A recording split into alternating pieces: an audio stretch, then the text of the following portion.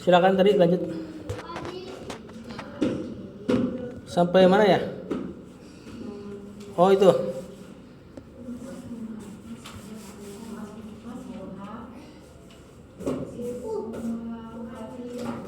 Apa arti Fatimatu? Siapa nama? Nya perempuan ya. Ha itu berarti domir hiya. Namanya adalah Fatimah. Ini lagi ngomongin tadi pemudi yang bersamamu tadi, yang dia anaknya pamanku. Ya, Mas Muha siapa namanya? Ismuha Fatimah. Tuh 1 2 3. Mas Muha. Lanjut.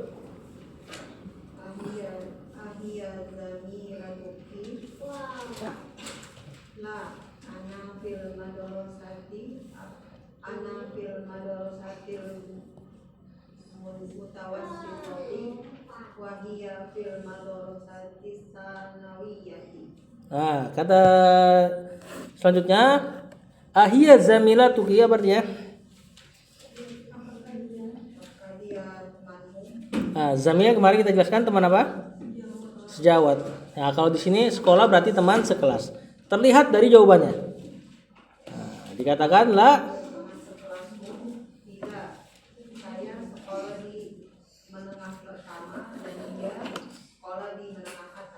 Nah, atau kita terjemahkan madrasatil mutawassithah, sekolah SMP. Sanawiyah SMA-nya. Nah, kalau di Indonesia mutawassithah tuh enggak ada. Jadi sanawiyahnya turun. SMA-nya turun juga dari aliyah. Aliyah tuh sebenarnya kalau di sana udah kuliah, di sini masih SMA. Nah, mutawassithah kalau mau diterjemahkan tekstual, fil madrasatil mutawassithah, sekolah menengah.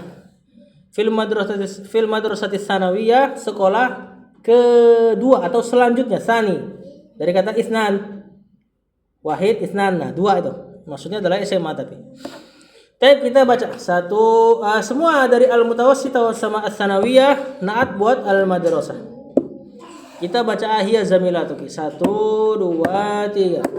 Ahiyya zamilatuki la ana fil madrasatil mutawassithati wa hiya lanjut.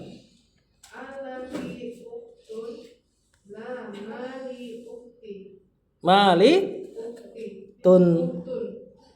Tulinya masuk ke ya. Halaki ukhtun. Apa artinya? Apakah kamu punya saudari? Tidak, saya tidak punya saudari. Tidak, saya tidak memiliki saudari seorang pun. Nah, ya kan? Isim nakirah sudah memberi makna satu. Saya tidak memiliki satu orang saudari pun gitu ya. Kita baca 1 2 3. Alaki ukhtun la mali ukhtun. Alaki akun na'am li akun kabirun wa huwa talibun fil jami'ati. Artinya? Apakah kamu punya saudara? Iya. Saya punya saudara yang besar. Maksudnya adalah kakak. Abang ya. Abang. Wa huwa dan dia talibun pelajar fil jami'ati di kampus. Bi di situ bermakna fi ya. Di jami'ah di kampus. Kita baca 1 2 3. Alaki akhun na'am li akhun kabirun wa huwa talibun bil jami'ati. Sekedar faidah tadi kita udah kasih tahu bahwasanya isim nakiro sudah memberi makna satu. Ya, akhun artinya seorang saudara. Makanya dalam nanti kita belajar lebih dalam, isim nakiroh pada kalimat negatif nanti memberi makna penafian secara umum. Seperti tadi kita katakan, la mali ukhtun. Tidak, saya tidak memiliki seorang saudari pun. Kalau satu aja nggak punya berarti dua, apalagi gitu kan? Nah, jadi nakirah pada kalimat negatif nanti memberi makna penafian umum. Misal seperti perkataan Allah, la tusyrik billahi, la tusyriku billahi, atau wa'budullaha wa la tusyriku bihi syai'a. Jangan sekutukan Allah dengan syai'an nakirah. dengan sesuatu apapun. Berarti nggak boleh menyekutukan Allah dari pohon, batu, nabi atau malaikat. Nah, dia penafian umum. Dan nggak boleh menyekutukan Allah dengan persekutuan yang kecil, yang besar, atau kita kenal dengan syirik kecil, syirik besar, syirik jelas dan syirik khafi dan seterusnya. Nah, itu penafian yang umum. Makanya kalimat isim nakirah tadi yang memberi makna satu, kalau ditaruh di kalimat negatif maknanya penafian umum, karena memang ketika kita menafikan satu hal berarti 2, 3 dan seterusnya ya lebih ternafikan lagi. Ya, tape. Lanjut. Udah dibaca ya? Lanjut.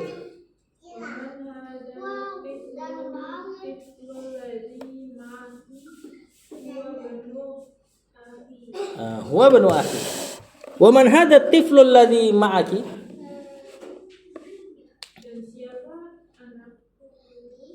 At-tiflu itu balita. Dan siapa balita yang bersamamu ini? Hadanya dibelakangkan, betul.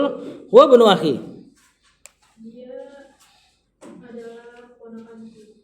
Ya, atau anaknya saudaraku. Kita terjemahkan tekstual dulu ya. Nah, ibnu mudhaf, akhi mudhafun ilaihi, ya-nya mudhafun ilaihi lagi. Ini yang seperti di papan tulis nafidatu ghurfati tadi. Baik, kita baca 1, 2, 3. Wa man hadat tiflul ladzi ma'aki huwa banu akhi. Lanjut.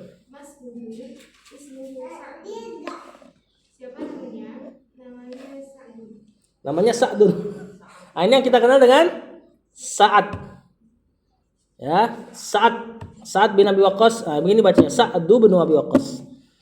Sa'ad kalau di sini, Pak Sa'ad ya. Masmuhu siapa namanya? Ismuhu Sa'dun. Taib 1, 2, 3. Masmuhu ismuhu Sa'dun. Sa'dun artinya kebahagiaan. Diambil dari kata sa'adah. Termasuk Sa'id sama Sa'id yang senantiasa berbahagia. Sa'dun, sa'adah, kebahagiaan. Mas'ud yang dibahagiakan dan seterusnya. Lanjut.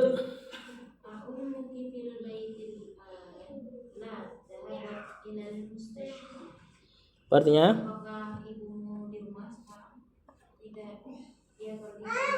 dia telah pergi ke rumah sakit. Zahabat ada domir hiya ya. Ya, itu taknya taknis namanya. Tanda perempuan. Domirnya tidak terlihat. Aummuki fil baitil ana, apakah ibumu di rumah sekarang? Dia pergi ke rumah sakit. 1, 2, 3. Aummuki fil baitil ana la zahabat. Lanjut ikra waktu.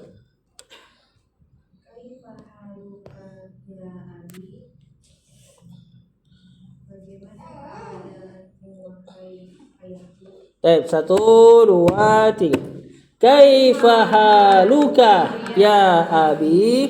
Jadi sebenarnya memang hal itu artinya keadaan ya. Jadi terjemahan paling tekstualnya ya bagaimana keadaanmu. Lanjut.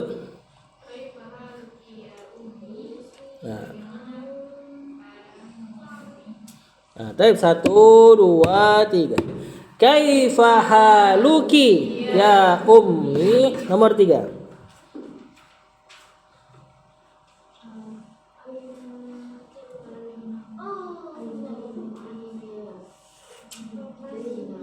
Betul.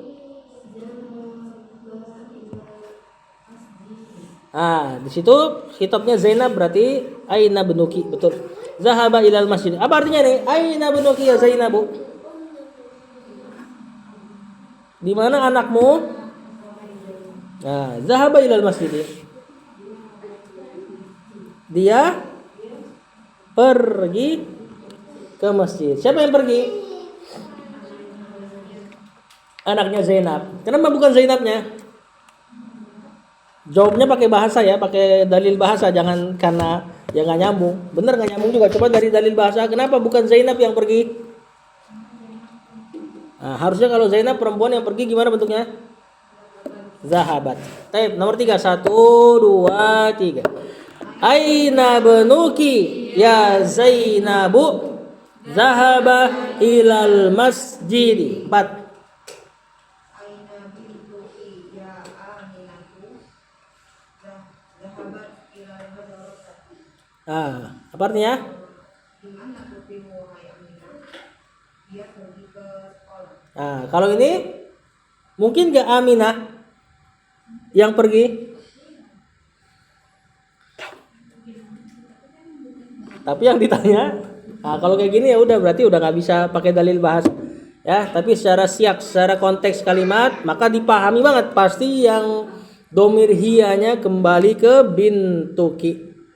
Secara konteks kalimat. Baik, kita baca 1, 2, 3. Aina bintuki ya Aminatu zahabat ilal madrasati.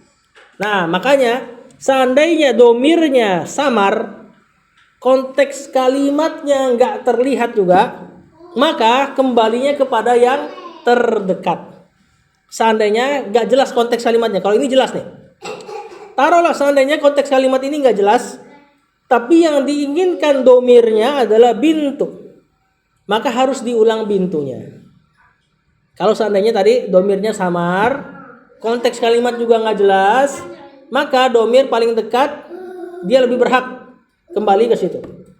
Ya, cuma di sini kan jelas. Jadi seandainya ini yang diinginkan bintu, terus konteks kalimatnya juga nggak jelas, maka harus diulang bintunya. Jadinya zahabat binti, karena jawabannya zahabat binti ilal madrasati. Cuma ini kan tadi konteksnya jelas. Misal seperti Allah katakan tentang daging babi. Terus kata Allah, innahu rijsun. Sesungguhnya dia rijis. Apa rijis? Najis. Tapi sebagian ulama mengatakan najisnya itu najis, lafaz rijis najisnya itu najis maknawi. Sebagaimana orang kafir Allah juga sebut dia rijis. Cuma oke lah kalau kita terjemahkan najis juga najis yang kita kenal dengan kotoran yang harus dicuci itu najis. Maka nanti ulama berselisih pendapat lagi.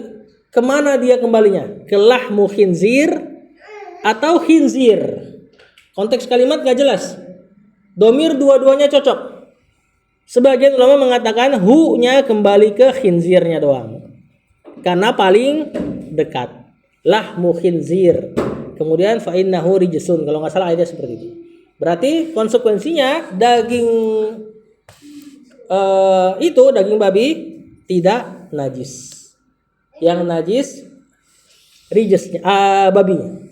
Tapi sebagian ulama mengatakan justru mudhofnya lah yang paling penting. Karena kalau kita ngomongin mudhofun ilaih, benda asalnya di mana? Yang lagi kita bahas mudhofnya. Misalnya aina bintuki tadi, di mana anakmu? Tentu lagi ngomongin si anak, bukan munya. Nah, yang kalau berpendapat seperti itu mengatakan berarti lahmunya lah yang najis. Dagingnya najis, hewannya tidak. Termasuk kalau hewannya tidak, berarti konsekuensinya nanti bulunya juga tidak najis. Yang mengatakan bulunya najis susah. Makanan kita rata-rata pakai kuas itu, kuas apa? Kuas cet tuh, yang dari bulu babi. Martabak lah, semuanya. Ya, bisa makan Indomie terus ntar. Nah, ala kulli hal, rijsnya di situ rijs maknawi. Wallahu a'lam. Kata penulis tadi mana? Udah dibaca belum? Nomor 4 udah dibaca belum? Udah, silakan nomor 5.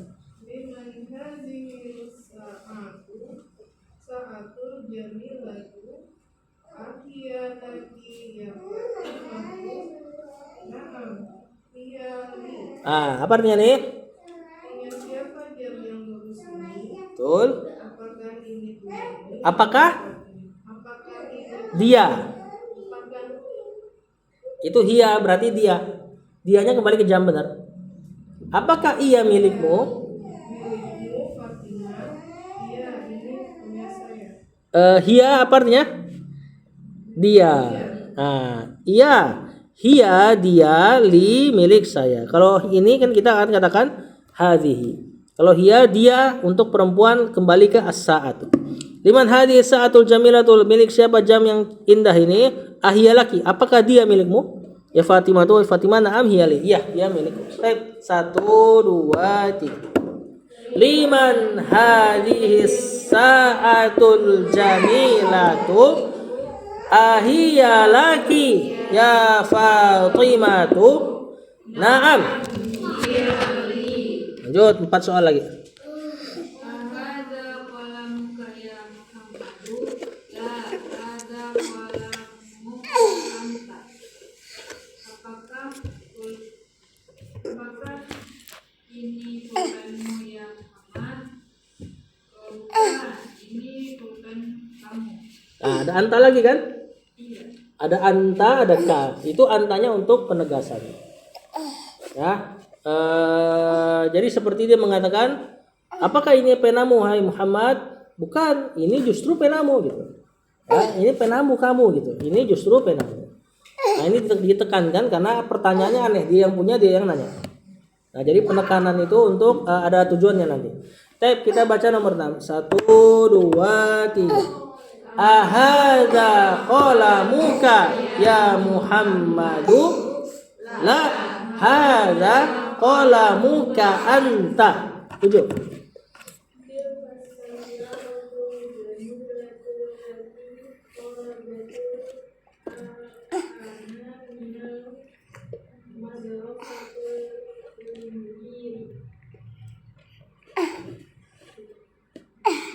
Apa artinya?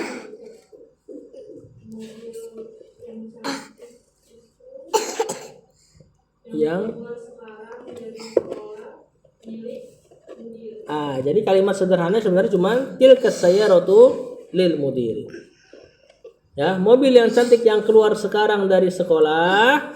Khabarnya lil mudiri, milik mudir. Jamila naat buat sayyaratu. Ya, dan seterusnya. Baik, 1 2 3.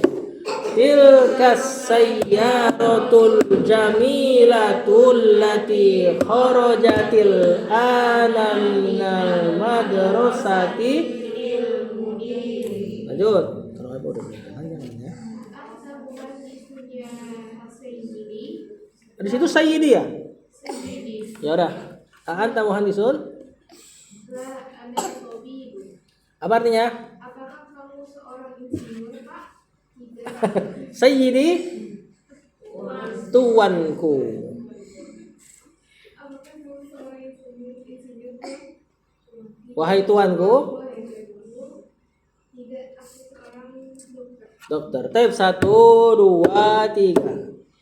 Anta muhandisun ya sayyidi? La ana tabibun. Ini sayyid ini nanti yang apa? Bermana tuan. Sayyidina, tuanku. Nah, ini panggilan yang Rasulullah SAW larang kepada sebagian orang, tapi Rasulullah SAW juga menetapkan panggilan ini kepada dia sendiri. Jadi panggilan ini dihindari kalau ada terkesan berlebih-lebihan dari si pemanggil. Kalau semisalnya akidah nyaman nggak apa-apa. Lafaz ini juga biasa diucapkan budak kepada tuannya. Nah, ini diantara sebab terlarangnya kalau bagi orang yang akidahnya belum kuat. Terus juga lafaz ini juga diantara nama Allah, As-Sayyid. Nanti yang bahasa Jawanya Gusti. Nah, sebagian ulama mengatakan, diantara seperti Ustadz Amin Nurbaid mengatakan, bilang Gusti Allah itu nggak apa-apa karena kalau diterjemahkan jadi Sayyid, tuan. Lanjut.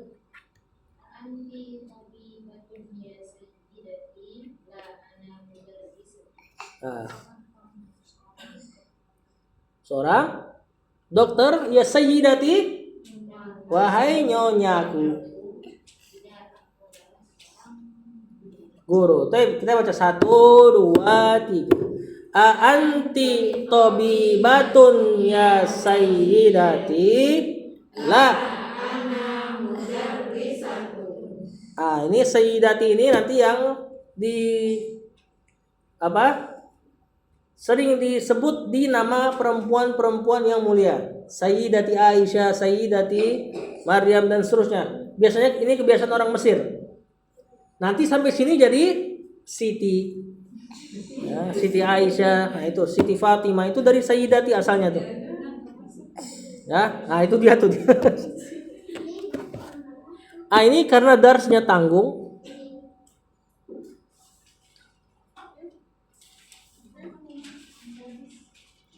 Kalau jadi PR semuanya sanggup nggak? Nah, Ana jelaskan dulu ya. Insya Allah yang gampang.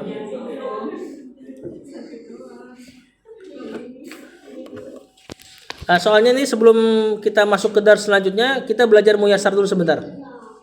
Jadi dars 13 ini butuh penjelasan sedikit tentang isim-isim jamak. Kita nanti bawa kitab yang satu lagi yang dulu pertama kali kita belajar. Yang warna hijau. Bukan kitab sorof ya. Kitab muyasar fi ilmin nahwi nanti kita bahas dulu pekan depan insyaallah. Nah, berarti sisanya ini dijadikan PR. Ana jelaskan PR-nya. Yang di halaman 65 PR-nya kalian cuma bikin jadi khitab perempuan aja. Contoh, aina qalamuka ya abi. Berarti sekarang bikin jadi aina qalamuki ya ummi. Contoh nomor 1, aindaka qalamun ya Muhammadu. Berarti kan di situ di sebelah kirinya ya Aminatu, berarti aindaki qalamun ya Aminatu. Udah gitu doang. Yang setelahnya tinggal bikin halaman 66. Latihan yang ketiga, suruh bikin fiilnya jadi perempuan. Gampang insyaallah. Ya, kharaja Muhammadun minal baiti. Berarti kharajat ada tanya. Aminatu minal baiti. Nomor 1 contoh, zahabal mudarrisu ilal fasli. Berarti kita tinggal jadikan al mudarrisatu. Fiilnya jadi zahabat al mudarrisatu ilal fasli. Nanti sukun ketemu sukun jadi kasroh. Lihat di latihan yang keempat tuh. Kata penulis ta'amal. Perhatikan. Jalasat at-tolibatu. Ada 2 sukun ketemu. Susah bacanya. Maka menjadi jalasatit tolibatu. Kemudian di bawah ada keterangan sukun ketemu alif lam sama dengan kasroh. Yang bawah masalah alladzi dan allati ini kalian baca aja, kemudian coba diterjemahkan. Pemahaman terhadap alladzi dan allati di latihan kelima ini untuk menjawab latihan yang keenam. Suruh isi alladzi atau allati. Gampang ini. Alladzi muzakkar, allati muannas. Nah, di situ ada sampai 10 soal. Buka dulu halaman terakhir. Halaman 67 tadi. Perhatikan halaman 67 nomor 8-nya. Ad-darsu, nanti kan titik-titik nih, suruh isi alladzi atau allati. Isi yang mana nih? Alladzi karena muzakkar. Ad-darsu alladzi ba'da hadzal darsi sahlun jiddan. Apa artinya? Pelajaran yang setelah pelajaran ini gampang banget. Nah, kenyataannya habis ini kita belajar jamak agak susah. Nah, jadi ini motivasi aja dari penulis ya, optimisme lah. Makanya nanti pekan depan kita belajar muyasarnya. Nah, di bawah terakhir kita bahas al kalimatul jadidatu. Kata-kata yang baru. Nah, di situ ada kata al ammu (2) akhul abi. Ini kalau kita nanti belajar baca kamus Arab ke Arab. Seperti ini. Al ammu itu apa sih? Akhul abi. Apa artinya? Al-ammu adalah saudaranya ayah. Sebelah kirinya al-ammatu ukhtul abi. Apa artinya? Saudarinya ayah. Ya, intinya al-ammu paman, al-ammatu bibi dari bapak. Yang bawah al-khalu akhul ummi. Apa artinya? Saudaranya ibu, paman dari sisi ibu. Al-khalatu ukhtul ummi. Saudarinya ibu. Yang bawah terakhir al-fallahu ada? Oh, enggak ada. Mustasfal wiladati? Ada. Apa tadi mustasfal wiladati? Rumah sakit bersalin. Nah, PR-nya dikerjakan ya. Taib sallallahu ala nabiyina Muhammad wa ala alihi wa sahbihi wasallam. Nanti pekan depan PR-nya kita bahas secara cepat aja, nggak perlu baca bareng-bareng.